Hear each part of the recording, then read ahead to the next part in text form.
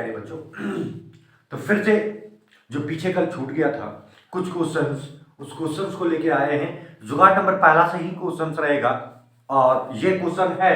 देखो पहला क्वेश्चन क्या बोलता है, बहुत आसान सा क्वेश्चन है, सारा क्वेश्चंस को ही हम लोग को करना है आज।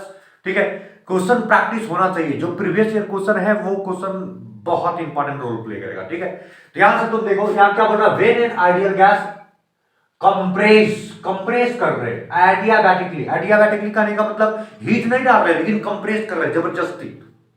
कंप्रेस है ना, कंप्रेस करोगे तो क्या होगा, एंड रिवर्सिबली जान रहे हो, इनफिनिटिसिमली स्टेप होना चाहिए, इनफिनिटिसिमल स्टेप होना चाहिए, धीरे धीरे दबा रहे हैं। ठीक है, कुल मिलाकर यहां से क्या हो रहा है, हीट हम नहीं डाल रहे लेकिन जैसे कंप्रेस करेंगे तो वर्क डन जो होगा वो ऑन द सिस्टम हो गया, मतलब वर्क डन जो होगा वो पॉजिटिव में हो जाएगा।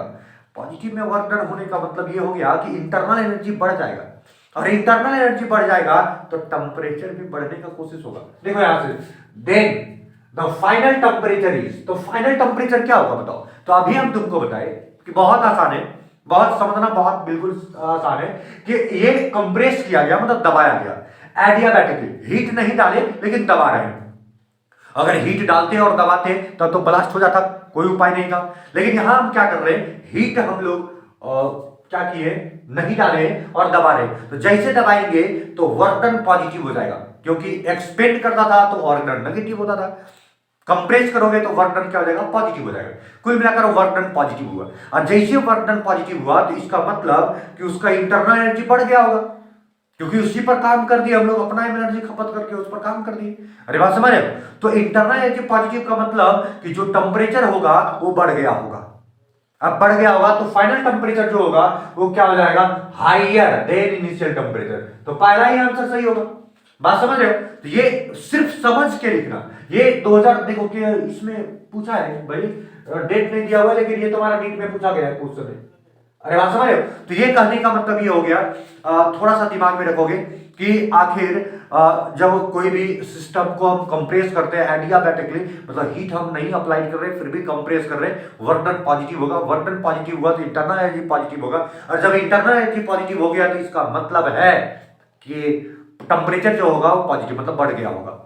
Temperature always higher than initial temperature, बाकी इधर देखना मेरे लिए। फिर क्या बोलता है नेक्स्ट क्वेश्चन, ये तो तुम्हारा हो गया। नेक्स्ट क्वेश्चन क्या बोलता है, 5 mole of ideal gas at 1 bar pressure 1 बार है एंड 298 केल्विन टेम्परेचर।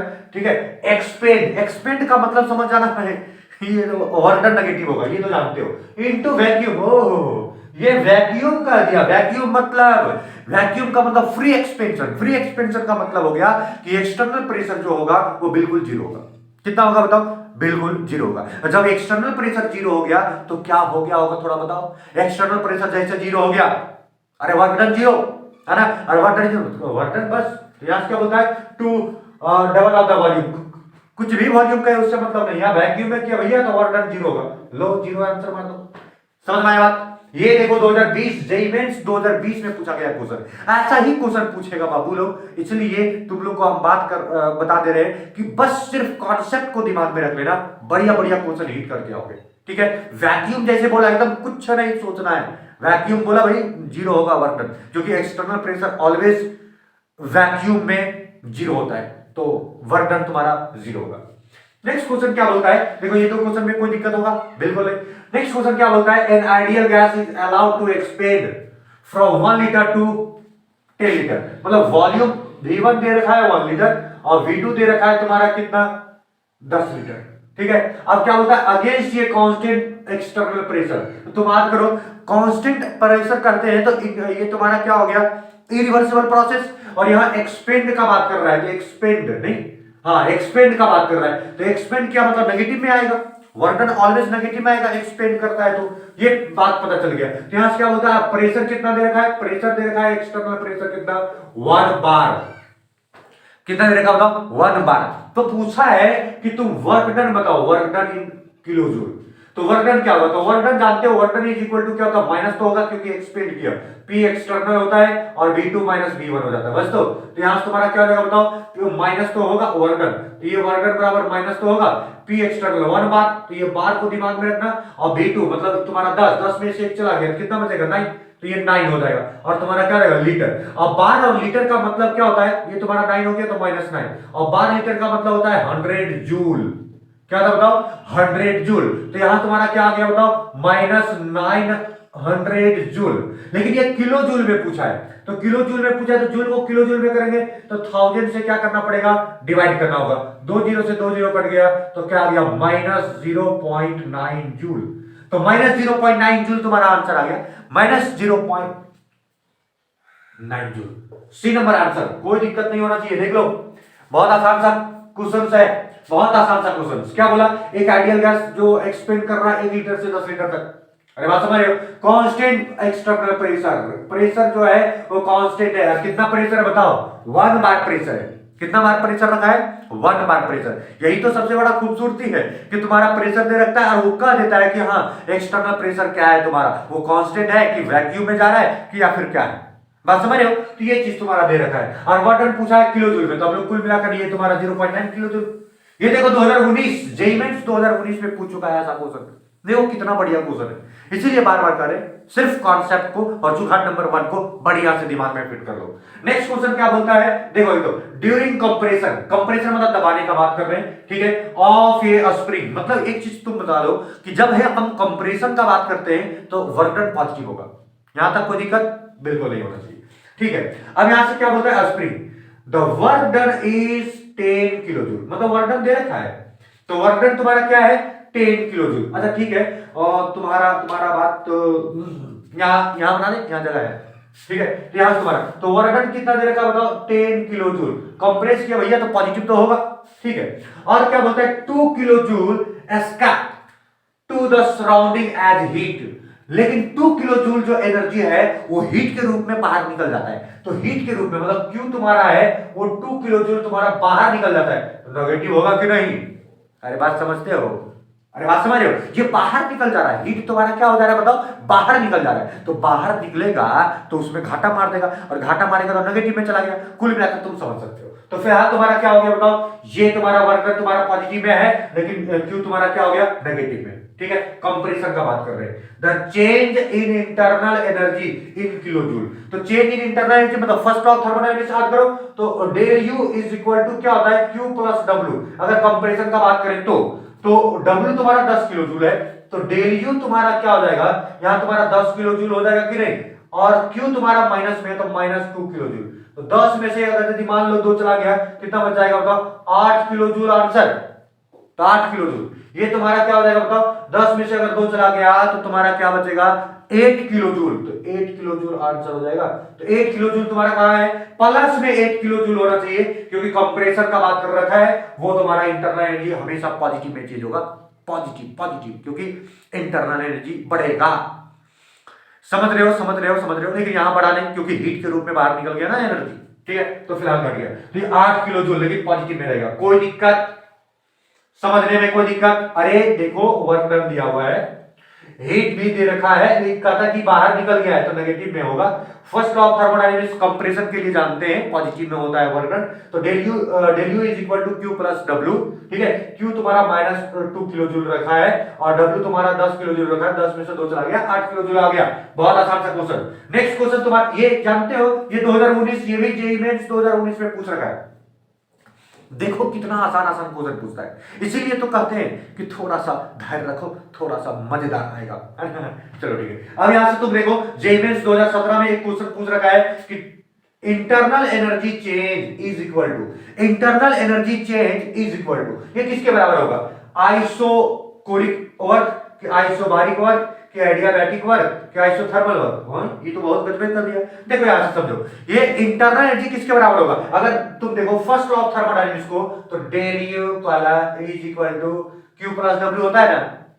अरे होता है कि नहीं, del U is equal to Q plus W होता है। अगर क्यू को 0 कर दिया जाए तो del U is equal to work done हो जाएगा ना। तो कहता है कि डेल यू किसके बराबर होगा, तो वर्क डन के बराबर होगा। कब, जब इसको 0 कर दिया जाए। और ये 0 कब होता है, एडियाबैटिक वर्क में, तो ऑलवेज एडियाबैटिक वर्क। बात समझ में आ गया, बात समझ में आया, ऑलवेज एडियाबैटिक वर्क। जल्दी फोटो तुमको बना लेना है, जल्दी जल्दी पूरा क्वेश्चंस भी लिख लो और इसका फोटो भी बना लो, जल्दी हो गया। नेक्स्ट क्वेश्चन की तरफ आते हैं बच्चों।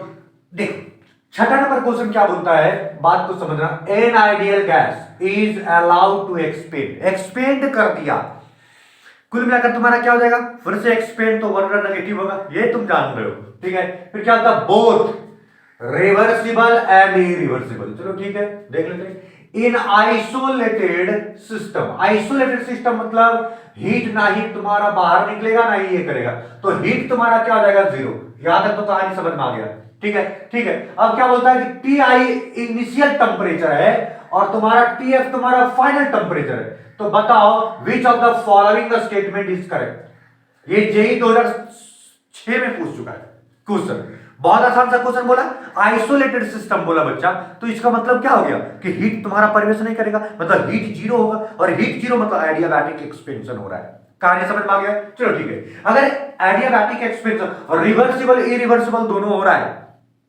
अगर हम बात करें वर्क डन का, तुमको हम बता रहे हैं, ध्यान दो, तो ये स्टेटमेंट में से कौन सही है। अगर हम बात करें वर्क डन का, ध्यान दो, वर्क डन रिवर्सिबल के लिए और वर्क डन तुम्हारा इरिवर्सिबल के लिए, तो रिवर्सिबल में क्या होता है, इनफाइनाइटेसिमल स्टेप करेगा तो क्या होगा, वर्क डन बहुत ज्यादा होगा। तो कुल मिलाकर वर्क डन क्या होता है, रिवर्सिबल का ज्यादा होता है in comparison to irreversible process. अगर हम बताएं, तुमको ध्यान देना, एक्सपेंशन का बात कर रहे हैं, तो फर्स्ट लॉ ऑफ थर्मोडायनेमिक्स क्या कहता है कि del U is equal to Q minus W, और क्योंकि यहां आइसोलेटेड सिस्टम है तो क्यू क्या हो जाएगा, जीरो, तो डेल यू बराबर क्या हो जाएगा, माइनस डब्ल्यू। अरे होगा कि नहीं, तो W इज इक्वल टू क्या होगा, माइनस डेल यू। तो ये चीज थोड़ा ध्यान रखना कि अगर W का हम बात करें तो ये इंटरनल एनर्जी क्या हो जाएगा, माइनस में। तो यहां तुम देखो, यहां अगर हम बात करें तो माइनस डेल यू, और ये किसके लिए हो गया बताओ, रिवर्सिबल के लिए, और यहां से तुम्हारा क्या हो जाएगा, माइनस डेल यू, और ये किसके लिए हो गया बताओ, इरिवर्सिबल के लिए। बात समझ रहे हो। अच्छा अगर हम बात करें तो ये जो नेगेटिव है, ये नेगेटिव वाला इधर कर दो, ये नेगेटिव वाला इधर कर दो, तो ये तुम्हारा क्या आ जाएगा, थोड़ा बताओ, del U irreversible is greater than क्या, डेल यू रिवर्सिबल। अरे बात समझ रहे हो। अब यहां से कहानी और बता देते हैं, तो ये टेम्परेचर पर डिपेंड करता है, यहां क्या जाएगा, इंटरनल एनर्जी चेंज मतलब टेम्परेचर चेंज, तो ये टेम्परेचर को हम लिख सकते हैं, तो ये टेम्परेचर इरिवर्सिबल के लिए हो गया, ग्रेटर देन टेम्परेचर तुम्हारा क्या हो गया बताओ, ये तुम्हारा रिवर्सिबल के लिए हो गया। टेम्परेचर इरिवर्सिबल और रिवर्सिबल में थोड़ा सा ध्यान देना कि यहां तुम्हारा क्या होगा, फाइनल चेंज ऑफ टेम्परेचर है, तो फाइनल माइनस इनिशियल होगा कि नहीं, चलो ठीक है, और ये इरिवर्सिबल में हो गया, ठीक है, इज ग्रेटर देन, यहां तुम्हारा क्या हो गया, टेम्परेचर फाइनल माइनस टेम्परेचर क्या, इनिशियल, लेकिन किसके लिए, रिवर्सिबल के लिए। अरे बात समझ रहे हो, चलो ठीक है। तो ये चीज थोड़ा सा दिमाग में रख लेना। अब यहां से थोड़ा सा बात समझो कि शुरुआत में जो इनिशियल टेम्परेचर होगा बबुआ, दोनों के लिए वो दोनों बराबर होगा, तो ये बराबर ये हो गया, तो वैनिश करके खत्म हो गया ना, ये दोनों बराबर हो गए, खत्म। अब कुल मिलाकर बचा क्या, तो टी एफ, और किसके लिए, इरिवर्सिबल के लिए, ये ग्रेटर देन होगा टी आई, किसके लिए, रिवर्सिबल के लिए। तो कुल मिलाकर देखो, यहां से टेम्परेचर जो फाइनल वाला होगा इरिवर्सिबल का, वो ज्यादा होगा वो किसके, टेम्परेचर इनिशियल वाला रिवर्सिबल से। तो कुल मिलाकर यहां तुम देखो, ये ऑप्शन नंबर सी को तुम देखो बढ़िया से गौर से, ये तुम्हारा बराबर नहीं होता है, रिवर्सिबल और इरिवर्सिबल दोनों का टेम्परेचर जो फाइनल टेम्परेचर है वो बिल्कुल बराबर नहीं होता।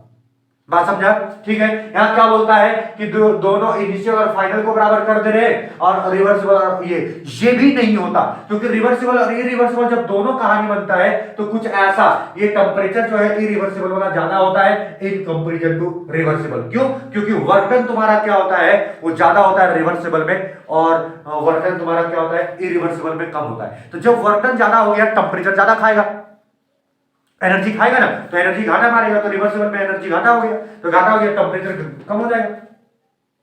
अरे बात समझ रहे हो। तो रिवर्सिबल में टेम्परेचर क्या हो गया, तो थोड़ा बताओ, यहां फाइनल होगा, ये तुम्हारा इनिशियल कर दिया, ये फाइनल होगा, तो रिवर्सिबल में टेम्परेचर कम हो गया और इरिवर्सिबल में टेम्परेचर क्या हो गया, ज्यादा। ऐसे लॉजिकली भी समझ लो ना, ऐसे लॉजिकली अगर समझोगे तो देखो, जैसे मान लो रिवर्सिबल में ज्यादा काम हुआ, तो रिवर्सिबल में ज्यादा काम हुआ तो ज्यादा एनर्जी खाएगा, और ज्यादा एनर्जी खाएगा तो टेम्परेचर कम, इंटरनल एनर्जी कम होगा, और जैसे इंटरनल एनर्जी कम होगा तो टेम्परेचर कम हो जाएगा। इरिवर्सिबल प्रोसेस में ज्यादा एनर्जी नहीं खाया, अरे समझ रहे हो, क्योंकि वर्क डन कम किया, ज्यादा एनर्जी नहीं खाया तो स्टोरेज आ गया, तो ज्यादा अमाउंट ऑफ एनर्जी आ गया।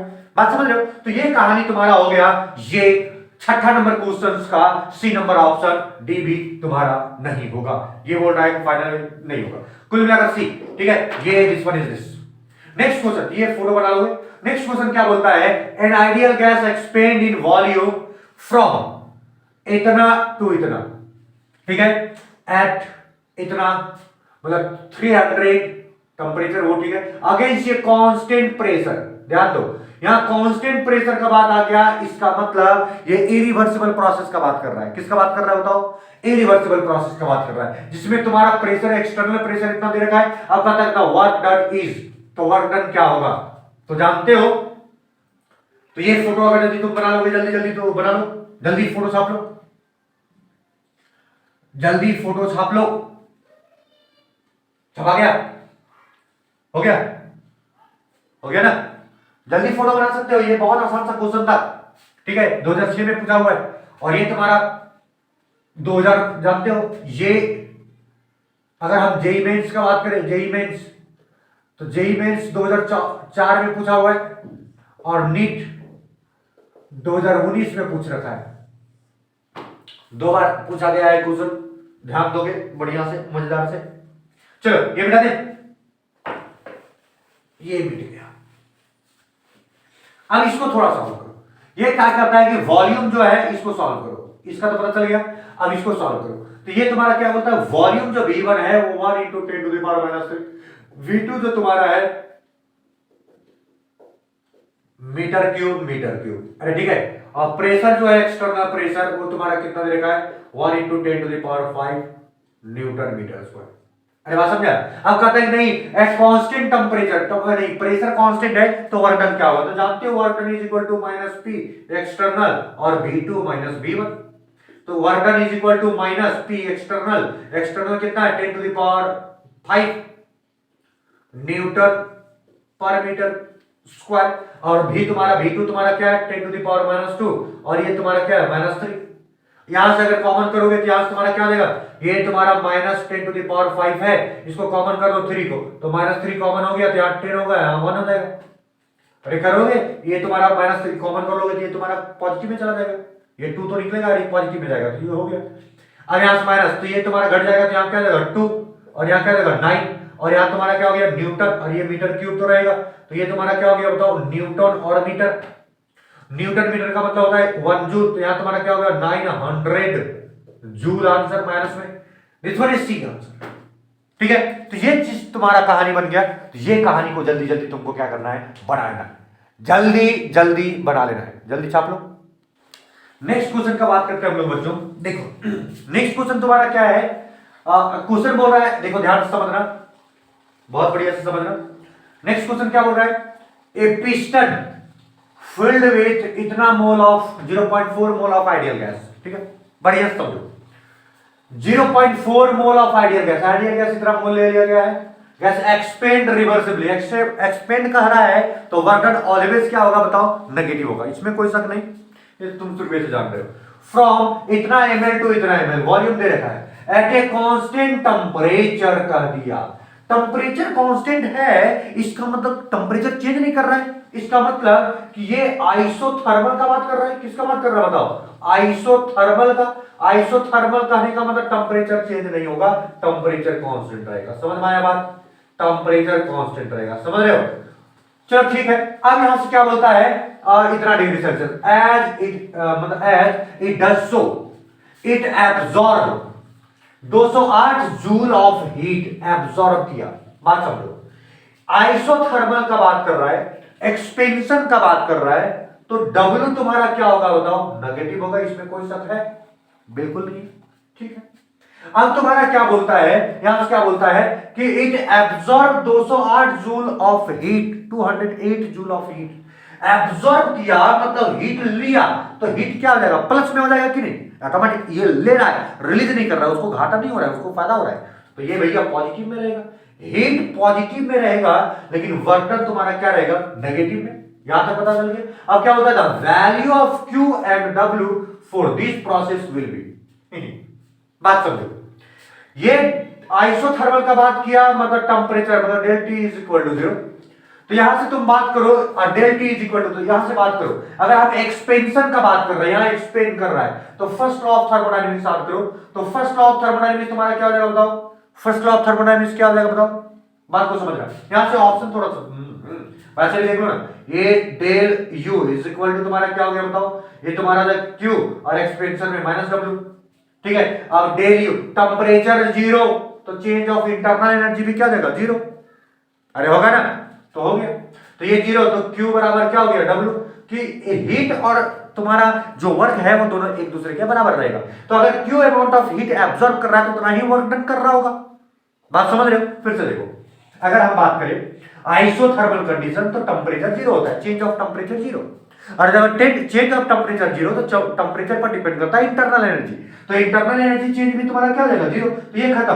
तो ये तुम्हारा माइनस वाला उधर चला गया प्लस में, तो तुम्हारा क्या हो गया क्यू बराबर डब्ल्यू, मतलब हीट जितना एब्जॉर्ब करेगा उतना ही वर्क डन होगा, क्योंकि टेंपरेचर तुम्हारा चेंज नहीं कर रहा, जितना अमाउंट ऑफ हीट एब्जॉर्ब करेगा उतना ही ये करेगा। लेकिन एक चीज दिमाग में रखना कि टेंपरेचर जो है और टेंपरेचर चेंज नहीं कर रहा है, एक चीज कि हीट एब्जॉर्ब कर रहा है मतलब हीट पॉजिटिव में होगा, लेकिन वर्क डन तुम्हारा एक्सपेंशन हो रहा है मतलब नेगेटिव होगा। तो कुल मिलाकर कितना अमाउंट ऑफ हीट एब्जॉर्ब किया बताओ, तो 208 जूल, तो ये पॉजिटिव में रहेगा, तो क्यू पॉजिटिव में रहेगा 208 जूल, और ये नेगेटिव में हो जाएगा 208 जूल, तो कुल मिलाकर क्या हो गया, क्यू पॉजिटिव में 208 जूल और डब्ल्यू नेगेटिव में 208 जूल। तो ये बिल्कुल पहला आंसर सही। बात समझ में आया? बहुत आसान सा क्वेश्चन। देखो ये 2013 में क्वेश्चन पूछ रखा है, जेईई मेंस में 2013 में क्वेश्चन पूछ रखा है। कोई दम है, सिर्फ देखने में बड़ा लगता है, बाकी कोई दम नहीं है।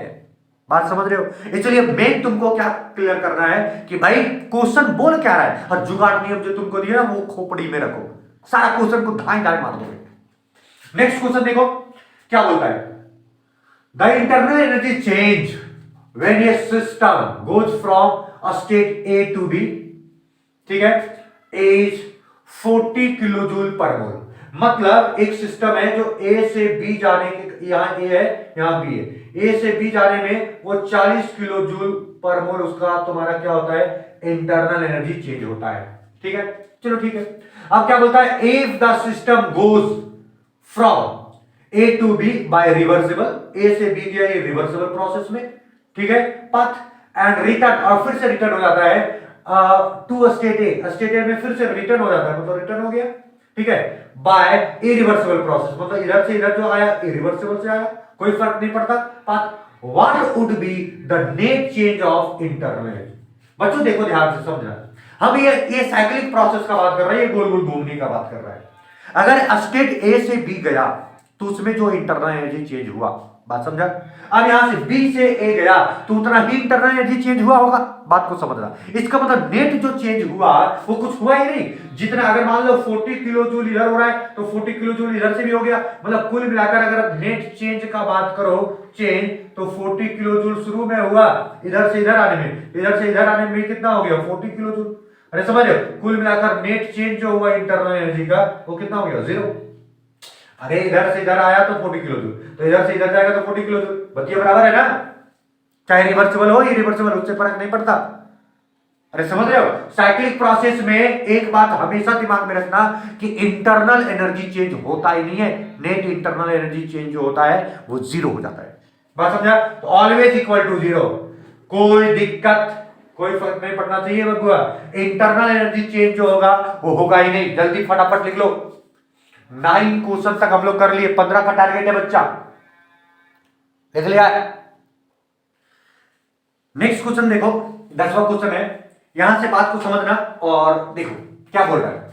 बोल रहा है ए गैस अंडरगोज चेंज, एक गैस है जो चेंज हो रहा है फ्रॉम, ये 2017 में क्वेश्चन पूछा गया, वो बताया गया है, state A to B, A से बी चेंज कर रहा है, ठीक है, ए है बी में चेंज कर रहा है, एक स्टेट से बी में चला गया, ठीक है, यहां से याद आ गया। बात को समझना, इन this process the heat absorb, heat को जब इधर से इधर गया तो हीट को एब्जॉर्ब किया, मतलब Q1 is equal to positive होगा क्योंकि एब्जॉर्ब किया है, पॉजिटिव होगा, ये बात तो समझ में आ गया, ठीक है, absorb and work done by the gas, gas के द्वारा वर्क डन हुआ है, तो वर्क डन जो होगा W1, वर्क डन जो होगा वो bye the gas, bye the gas मतलब गैस किया, मतलब कुल मिलाकर एनर्जी अंदर से लगा, मतलब नेगेटिव एक्सपेंशन हुआ है, नेगेटिव। तो work done by the gas अगर बोलेगा बाय द गैस, तो गैस ने किया सराउंडिंग में पहुंच गया, तो कुल मिलाकर तुम्हारा नेगेटिव हो जाएगा। ठीक है, इज कितना है 5 जूल और 8 जूल, तो ये 5 जूल हीट कर दिया और 8 जूल वर्क डन कर दिया। यहां तक कोई दिक्कत? फिर से समझो, ए गैस अंडरगो चेंज कर रहा है from a state A to B, A से बी तक जा रहा है। इन दिस प्रोसेस, इस प्रोसेस में मतलब ए से बी तक गया, तो उस प्रोसेस में क्या हुआ, द हीट एब्जॉर्ब, मतलब हीट एब्जॉर्ब मतलब positive, work done by the gas, और work is done by the gas मतलब गैस के द्वारा वर्क किया गया, मतलब एक्सपेंड हुआ होगा, क्योंकि हम अगर वर्क करते ऑन द गैस अगर होता तो कम, मतलब तुम्हारा क्या होता पॉजिटिव में होता, गैस पर होता, लेकिन तुम्हारा क्या है बाय द गैस, तो बाय तो नेगेटिव होगा एक्सपेंशन। ठीक है, इतना दिया हुआ रिस्पेक्टिवली ये दे रहे हैं। अब क्या होता है नाउ, मतलब अब गैस इज बाउट बैक, फिर से उसको क्या किया जाता है बैक, मतलब रिवर्स किया जाता है ऐसे बैक, तो बैक करने का मतलब टू ए, मतलब बी से फिर ए आ रहा है, बाय एन अदर प्रोसेस, दूसरा प्रोसेस में, during which 3 joule of heat is evolve, मतलब अगर क्या हुआ कि अगर इधर से इधर गए तो क्यू अमाउंट ऑफ हीट क्या किया इवॉल्व किया, मतलब नेगेटिव, मतलब रिलीज किया, इवॉल्व मतलब क्या रिलीज करना, तो नेगेटिव हो जाएगा। तो कितना जूल 3 जूल। ठीक है, तो in this reverse process of B और ए, तो तुम बताओ कि कौन सा सही होगा। तो यहां से क्या बोलता है वर्क डन तुम्हारा बात कर रहा है, तो वर्क डन जो W2 होगा वो क्या होगा ये पूछ रहा है। ठीक है, यहां से तुम्हारा ऑप्शन दे रखा है 10 जूल, 6 जूल, 10 जूल और 6 जूल। 10 जूल तो तुम्हारा जो 10 जूल है work done will be done by the gas, bye the gas करेगा, जिससे बाय द गैस आया तो नेगेटिव में होना चाहिए, ये ऑप्शन तो होगा नहीं। यहां से तुम्हारा क्या बोलता है बाय द गैस, तो बाय द गैस तो नेगेटिव होना चाहिए, ये भी ऑप्शन होगा नहीं। अब यहां से क्या होता है 10 joule of the work will be done by the surrounding on the gas, on the gas हो रहा है, ऑन द गैस पॉजिटिव में अगर है आंसर तो ऑन द गैस होगा। ये दोनों में हम लोग को छांटना है, तो चलो हम लोग देखते हैं, बात को समझना। इंटरनल एनर्जी चेंज का बात करें, इधर से इधर, इधर से इधर तुम्हारा क्या हुआ एक्सपेंड किया है, एक्सपेंशन हुआ है, एक्सपेंशन। ठीक है, और इधर से इधर कंप्रेस कर दिया, रिवर्स कर दिया, कंप्रेस कर दिया। अगर एक्सपेंड करोगे तो इंटरनल एनर्जी क्या होगा कम हो जाएगा, अगर एक्सपेंड करोगे तो इंटरनल एनर्जी क्या होगा कम होगा। तो ये तुम्हारा देखो इधर और इधर इंटरनल एनर्जी दोनों बराबर है, कोई दिक्कत नहीं। इंटरनल एनर्जी चेंज जो इधर हुआ वही इंटरनल एनर्जी चेंज इधर हुआ, मतलब internal energy change from A to B, है ना, ये ए टू बी के लिए, ए टू बी के लिए बराबर है internal energy change B to A. But difference क्या है कि भैया ये एक्सपेंशन किया इसलिए नेगेटिव होगा और ये कंप्रेशन किया इसलिए पॉजिटिव होगा। कोई दिक्कत? बात समझ में आया? नहीं समझा? फिर से देखो, हम ये बता रहे हैं कि ये से बी गया तो एक्सपेंड किया, एनर्जी लॉस किया, एक्सपेंड इंटरनल एनर्जी कमी हुआ होगा। यहां से तुम्हारा बी से ए आया तो कंप्रेस हुआ, इंटरनल एनर्जी और गेन किया होगा, बढ़ गया होगा। ये दोनों साइक्लिक प्रोसेस में तो बराबर ही होता है, कोई इंटरनल एनर्जी चेंज नहीं होता। लेकिन इतना जरूर दिमाग में रखो कि एक्सपेंशन हुआ तो भैया ये नेगेटिव में होगा, क्योंकि एक्सपेंड किया एनर्जी हरा, और ये कंप्रेस किया तो एनर्जी आया। बाकी तुम्हारा चेंज ऑफ इंटरनल एनर्जी तुम्हारा बराबर ही होगा। बात समझ रहे हो? चलो ठीक है, तो ये नेगेटिव में हो गया, ये पॉजिटिव में। अगर हम बात करें फर्स्ट लॉ ऑफ थर्मोडायनेमिक्स का, तो क्या होगा चेंज ऑफ इंटरनल, ये तो नेगेटिव रहने दो, change of internal energy expansion के लिए अगर हम बात करें तो तुम्हारा क्या हो जाएगा, बताओ क्या हो जाएगा, एकदम बात को समझना, क्या हो जाएगा Q माइनस W। अरे होगा कि नहीं? अच्छा ठीक है। और इज इक्वल टू तुम्हारा कंप्रेशन के लिए अगर आप बात करें तो यहां से तुम्हारा क्या हो जाएगा Q प्लस W। अरे होगा कि नहीं? तो यहां से तुम्हारा ये पहला सिचुएशन था तो ये Q1 कर दो, W1 कर दो। अरे बात समझ रहे हो? और यहां से तुम्हारा क्या हो जाएगा बताओ, ये तुम्हारा क्या हो जाएगा, ये तुम्हारा हो जाएगा Q2 और W2। अब तुम थोड़ा सा देखो, एकदम बढ़िया समझना, ये तुम क्या Q माइनस रहने दो, Q1 का वैल्यू कितना है 5 और Q2 का वैल्यू कितना है माइनस, W1 का वैल्यू क्या है माइनस, तो माइनस माइनस क्या हो जाएगा प्लस और 8 हो जाएगा। अरे बात समझ रहे हो? ठीक है। अच्छा एक चीज तुम थोड़ा देखो, अगर यदि हम यहां नेगेटिव ले ही लिए तो यहां नेगेटिव लेने का जरूरत नहीं है, या फिर अगर यदि तो ये तुम्हारा Q प्लस W लो तो वही बात बराबर है कि एक बार नेगेटिव ले लो। अरे तुम कहोगे सर, अरे यहां भी तुम्हें एक्सपेंशन दिखा रहा है, यहां भी एक्सपेंशन दिखा रहा है, डबल डबल एक्सपेंशन थोड़ी हो सकता है। अरे एक बार एक्सपेंशन तो या तो ये नेगेटिव होगा, तो नेगेटिव यहां कर दो तो नेगेटिव हो ही जाएगा ऑटोमेटिक, तो ये नेगेटिव हो गया। इज इक्वल टू, अगर Q2 का बात करें हम, तो Q2 में तुम्हारा क्या हो जाएगा बताओ, -3 और प्लस W2 तो है। अब तुम देखो यहां से तुम्हारा क्या हो जाएगा, अगर हम बात करें कि ये अगर ये कर दे तो 8 हो जाएगा प्लस में और 5 हो जाएगा माइनस में, और ये -3 हो गया और ये प्लस W2 हो गया। कुल मिलाकर 5 से चला गया तो यहां कितना बच गया 3, है ना, और इज इक्वल टू -3 और ये हो गया W2, तो इधर चला जाएगा क्या हो जाएगा +6 इज इक्वल टू W2। मतलब जो W वर्क डन होगा, मतलब कंप्रेशन जो होगा वो पॉजिटिव में होगा, मतलब कंप्रेस हुआ है, मतलब सराउंडिंग के द्वारा होगा, सराउंडिंग के द्वारा होगा, लेकिन ये सराउंडिंग के द्वारा जो हुआ है वो तुम्हारा पॉजिटिव, मतलब ऑन द गैस पर होगा। मतलब कुल मिलाकर 6 जूल, अरे 6 जूल ना आया तो 6 joule of the work will be done by the surrounding on the gas. D number option बिल्कुल सही आ रहा है, कुछ नहीं किए हम लोग, ए से बी किए एक्सपेंशन, बी से आए कंप्रेशन, तो ए से बी गए तो पॉजिटिव। ये तो तुम्हारा क्वेश्चन बोल रहा है, ये तो तुम्हारा क्वेश्चन बोल रहा है, क्वेश्चन बोल रहा है, ठीक है। यहाँ नेगेटिव अब क्यों किए, क्योंकि एक्सपेंशन का बात कर रहे हैं, ये पॉजिटिव क्यों किए, क्या कर रहा है, कंप्रेशन का बात कर रहा है। यहाँ नेगेटिव, यहाँ तुम देखोगे यहाँ थोड़ा सा, तो बबुआ यहाँ तुम अगर नेगेटिव यूज कर दिए हो एक्सपेंशन के लिए, तो यहाँ यूज करने की जरूरत नहीं है। वही वाला चीज यहां अगर पुट कर दोगे तो बात बराबर हो जाएगा ना, नेगेटिव में आ जाएगा। ये तुम्हारा नहीं जानते, ये फिलहाल तुम्हारा क्या आ गया पॉजिटिव में, तो डी नंबर आंसर हो जाएगा इसका। बिल्कुल इसका बढ़िया तरीके से जल्दी जल्दी लिख लो ये पूरे क्वेश्चन के साथ, ये पूरा एक्सप्लेनेशन, ये तुम्हारा 2017 में पूछा हुआ है। अब हम लोग नेक्स्ट क्वेश्चन की तरफ चलते हैं। नेक्स्ट क्वेश्चन है बाबू, ये इसी से रिलेटेड है, जे एडवांस में पूछा गया क्वेश्चन है, 2014 का जे एडवांस में पूछा गया क्वेश्चन। ध्यान दो, यहां से क्वेश्चंस को बढ़िया समझना, बस उसी में तुम्हारा आंसर छिपा हुआ है, ठीक है। यहां क्या बोलता है, an ideal gas is thermally insulated, insulated vessel, thermally insulated vessel. Insulated कहने का मतलब क्या हो गया, क्यों नहीं जाएगा आएगा भैया, हीट तुम्हारा क्या हो जाएगा, हीट चेंज तुम्हारा 0 हो जाएगा, बात समझ रहे हो, क्यों तुम्हारा लेगा ही नहीं, 0 हो जाएगा।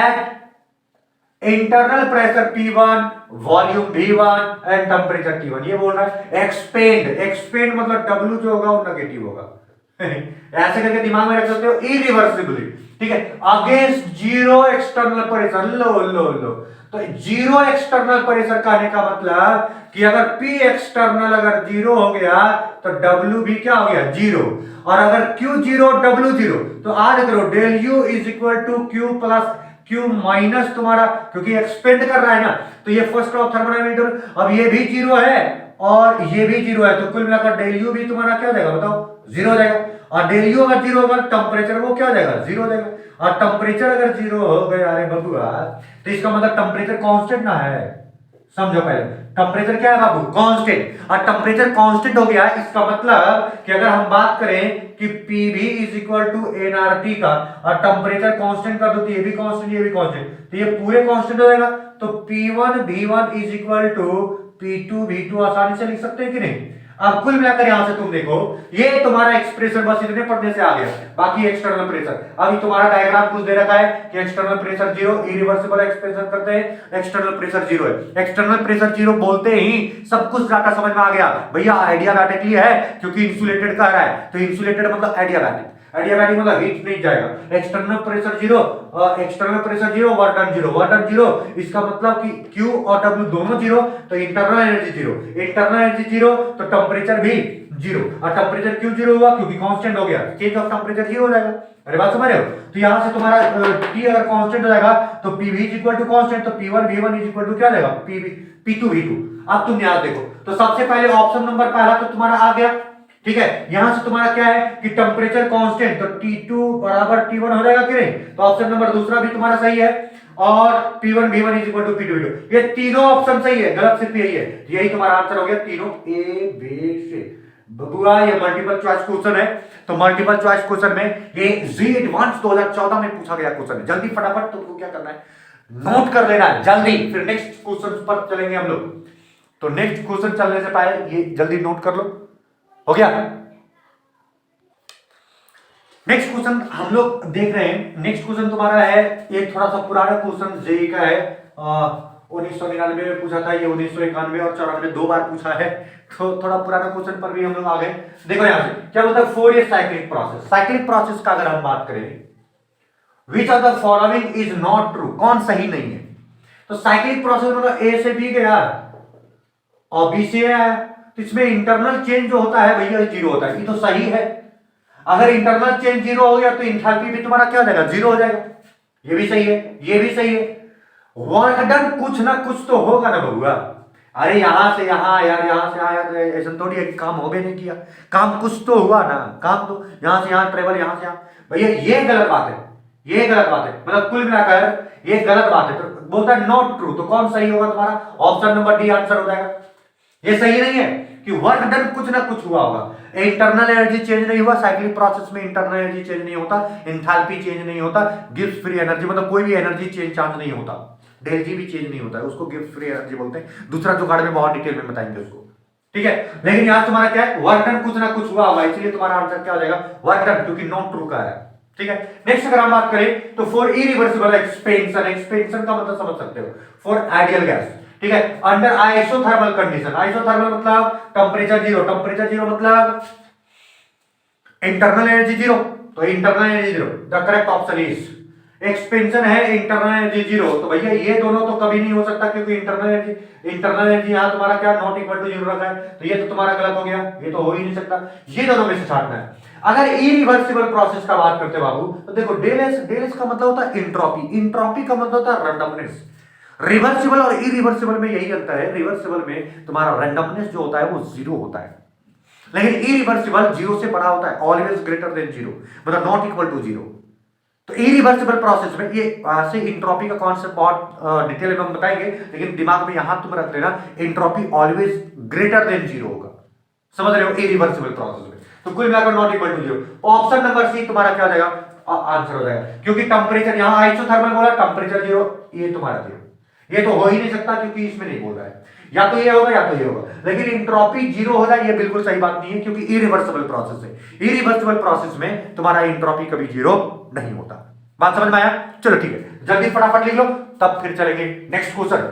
अब हम लोग के पास मात्र दो क्वेश्चन बचा हुआ है, दो ही क्वेश्चन मात्र बचा हुआ है। नेक्स्ट हम लोग क्वेश्चन देखेंगे बच्चों, लेकिन लाइट कट गया है तो उसके अनुसार थोड़ा सा कम दिख रहा होगा, लेकिन फिर भी कोशिश करते हैं कि देखो, विच of the following statement is not correct, the thermodynamics changes, ठीक है। दो क्वेश्चन बचा हुआ है इसलिए बताई दे रहे, लाइट कट चुका है।